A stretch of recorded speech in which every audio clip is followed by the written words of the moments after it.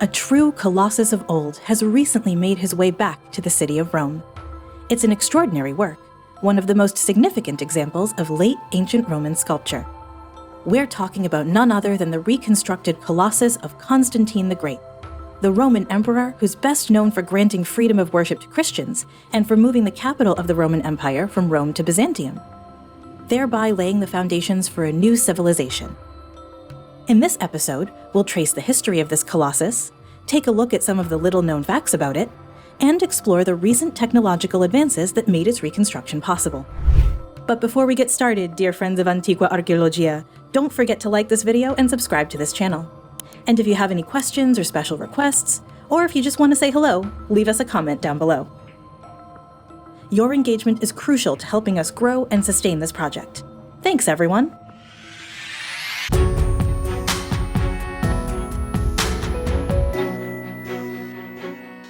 In the courtyard of the Palazzo dei Conservatori, one of the many exhibition spaces at Rome's Capitoline museums, 9 enormous marble fragments are displayed on pedestals.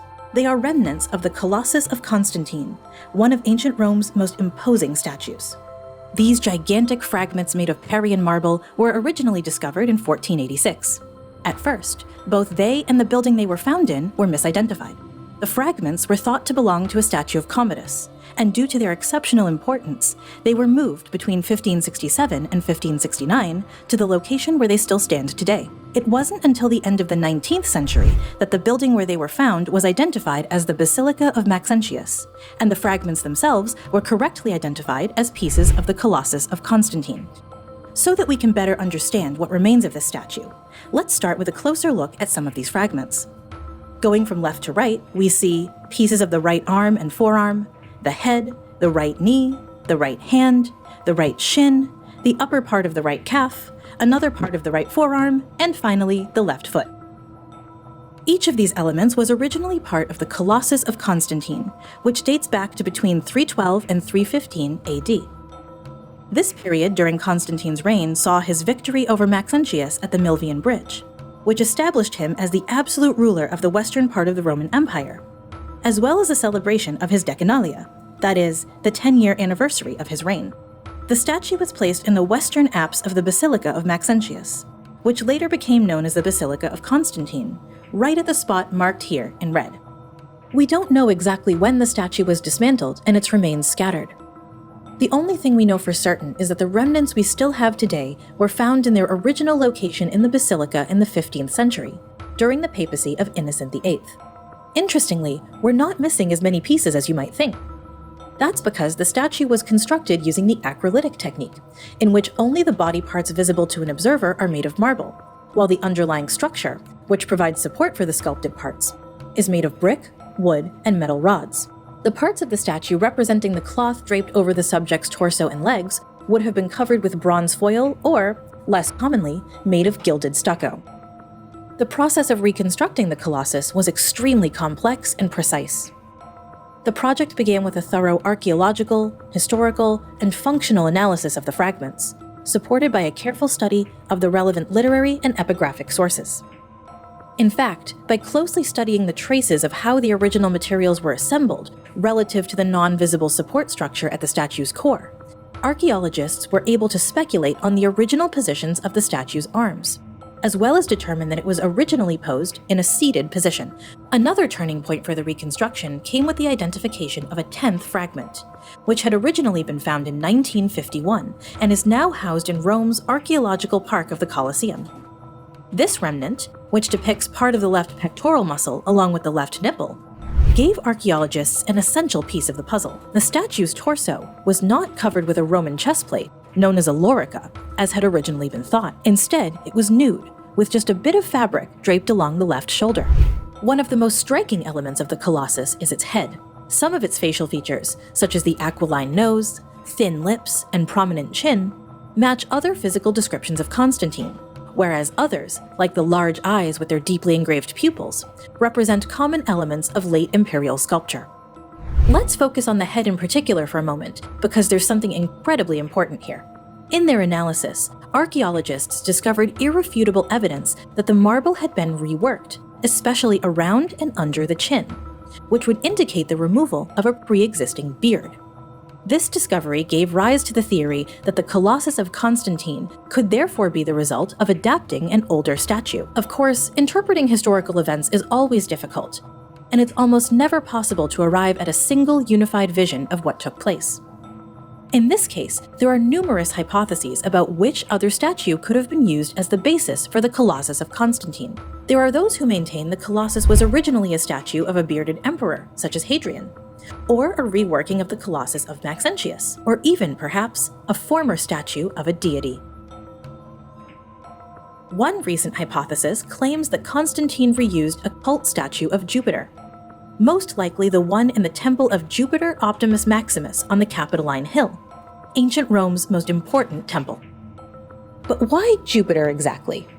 As the archaeologists gathered and put together all the archaeological data that we've discussed so far, their model began to correspond perfectly to the schematic of a statue of Zeus.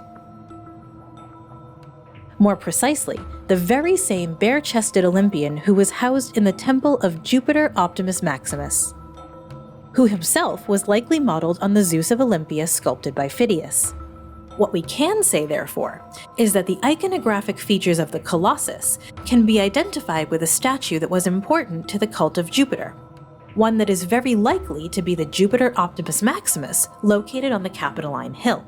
Figures in this pose, with the torso nude and right knee bare, also appear on some types of Constantinian-era coins and medallions dedicated to Jupiter the Protector. The sculpture that comes closest to this imperial image is Jupiter in the Hermitage. This statue is also seated on a throne and constructed in the acrolytic style, that is, with the visible body parts made of white marble and the draped cloth made out of gilded stucco. The most significant element of this iconography is surely the bare right knee.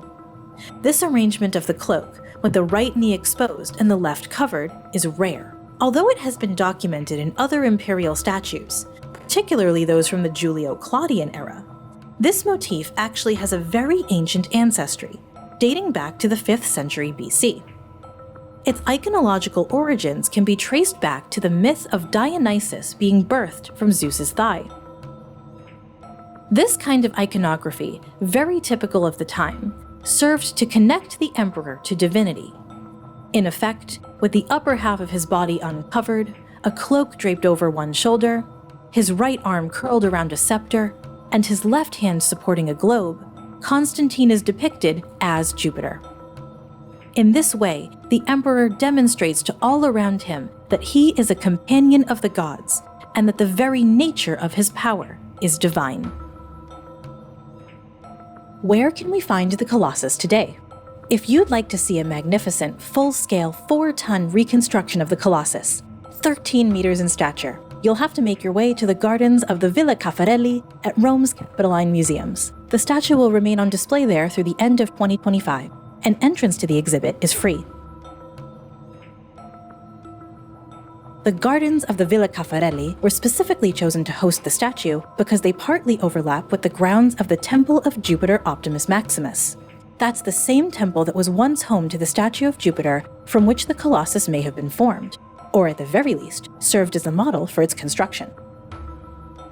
However, before making its way to this location, the statue made its debut at the Prada Foundation in Milan as part of an exhibit called Recycling Beauty. That's because the Colossus, having been remodeled from a statue of the most important ancient Roman god in order to celebrate an emperor, is itself an extraordinary example of reusing materials.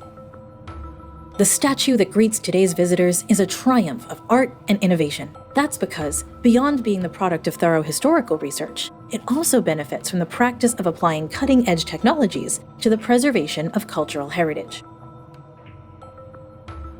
The reconstruction of the Colossus was entrusted to a team from the Factum Foundation, which, beginning in March 2022, spent 3 days in the courtyard of the Capitoline Museums, carefully scanning the marble remnants with a technique known as photogrammetry.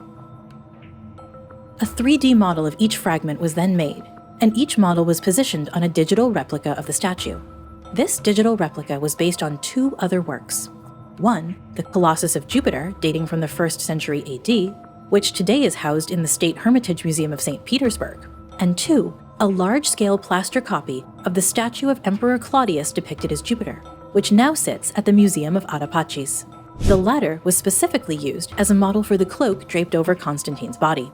With the high-resolution model completed, the physical reconstruction of the Colossus could begin.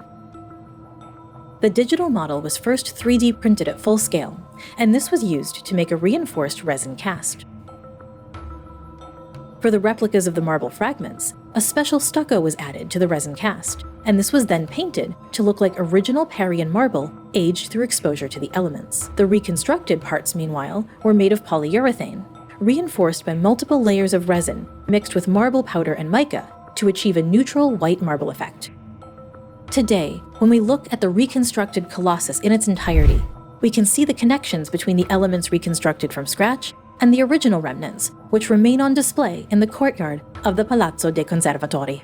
The draped cloth and the other gilded details were made of polystyrene, which was coated with resin and powdered bronze, then finished with a covering of gold leaf. Finally, for the inner support structure, which in the past would likely have been made of bricks, wood, and metal rods, an aluminum frame was used, which also allows for easy assembly and disassembly of the various pieces. Let's now pause to appreciate this work down to its finest details, because something in particular about it may have escaped some of you. Constantine, as we have said, is represented here as a god, with his bare upper body and the cloak draped over his shoulder. With his left hand, he supports a globe. With his right, he holds a long scepter. Let's now take a step back and observe the marble remnant of Constantine's right hand. This is the hand preserved at the Palazzo dei Conservatori. This fragment is noteworthy for its raised index finger, but in fact, this is the result of a relatively recent restoration effort, which probably took place around 1642. The original version of the hand is likely the one holding the scepter, meaning that the index finger, instead of being raised, would have been curled like the others. This hypothesis was confirmed by the presence of a hole in the inner part of the hand, which would have allowed an object, likely a scepter, to be anchored there. What we see before us today is an enormous sculpture with the same dimensions as the original. The use of a full-scale model was deliberately chosen to evoke the same wonder and admiration in modern visitors that Roman citizens surely would have felt in the presence of a statue of such an important emperor. Naturally, a virtual reconstruction alone would never be capable of inspiring such emotion, nor even the sense of connectedness to the past that the immensity of a statue of this scale would evoke in all those who approach it. Dear friends of Antiqua Archaeologia, this episode ends here. Thank you so much for your time and your dedication in following this channel. We'd like to take one last opportunity to remind you to leave a like, subscribe to this YouTube channel, and drop a comment down below, so that this project can grow and become a trusted reference for all fans of archaeology. Until next time, see you soon!